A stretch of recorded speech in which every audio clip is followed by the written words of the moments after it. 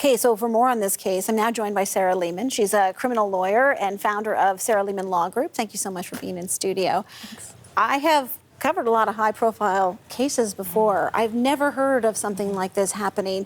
Not once has the jury been, well, this has been an issue and there was a mistrial. Now they're discharged. Now we're moving to judge alone.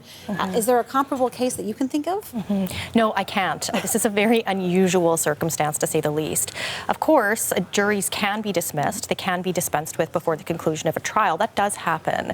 But to see it happen twice in a single trial and also so close together and so early on in the proceedings, I mean, we're still in Crown's case.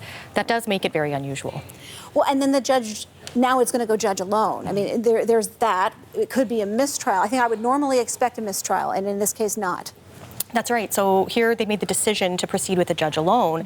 This is an option that is available, of course, through the criminal code. And in these circumstances, the court has deemed it to be appropriate.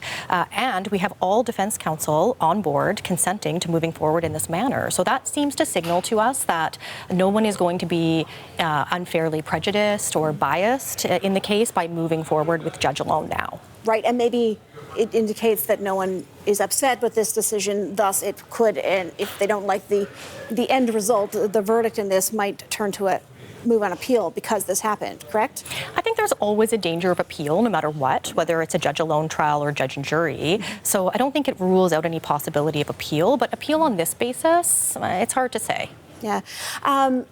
What is the change in dynamic? Because you've gone from both sides, the Crown and the defense, trying to convince a jury of, 10, 12 people now, and all of those jurors not experienced in law. And now you're solely focused on a judge who very much is experienced in the letter of the law. So how does the case change? I know it proceeds, but I don't really think it's as usual. Right. So, I mean, the evidence, generally speaking, is the evidence. Right. It might come down to stylistic choices. It might come down to how they decide they're actually going to present their arguments for a judge rather than a judge and a jury. But ultimately, I don't think that it's going to have any big impact in the way that this case unfolds. It may be that some defense counsel are thinking to themselves, maybe do we make a tactical decision with respect to whether our client testifies or not? But we don't know, and I guess these are all things we're going to see play out.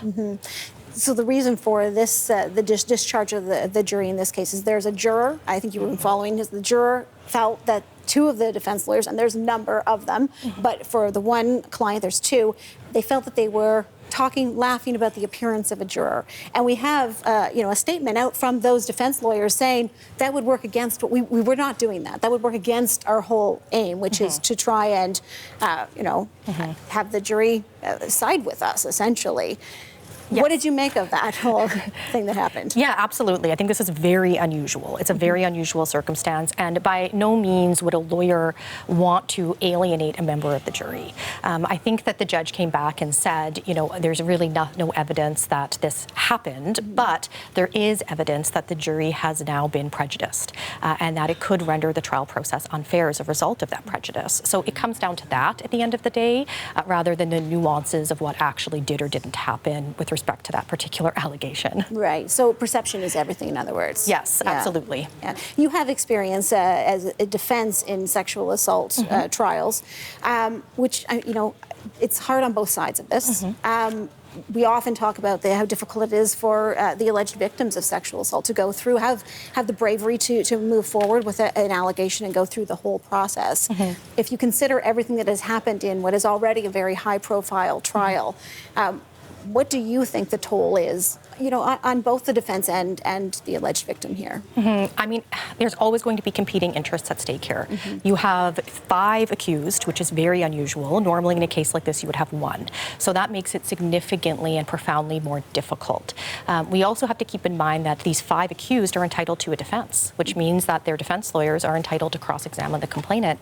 That can be very uncomfortable for any complainant, of course, but it's an essential facet of our judicial system, which is there to seek the truth. And so sometimes it's uncomfortable, but it is necessary. And in this case, there's many unexpected hurdles that have been presented. Sarah Leamon, criminal lawyer here in Vancouver, thank you so much. Thank you for having me.